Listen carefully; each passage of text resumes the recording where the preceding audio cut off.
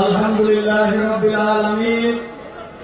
আসসালাতু ওয়াসসালামু আলা রাসূলিহিল কারীম ওয়া আলা আলিহি ওয়া সাহবিহি আজমাইন।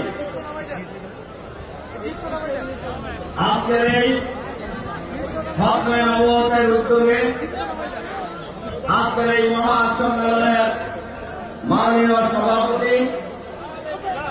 মাননীয় প্রধান অতিথি সহ দেশ বিদেশের সম্মানিত নেতৃবৃন্দ, সাংবাদিক বন্ধুগণ, সম্মানিত ওলামায়ে কেরাম, দেশবাসী ভাই ও বন্ধুগণ,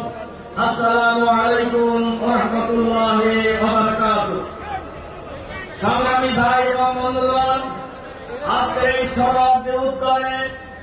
আজকে আমরা যে মহাসম্মেলনে উপস্থিত হয়েছি, এটা আজকে শুধু শরৎ উত্তর নয়, গোটা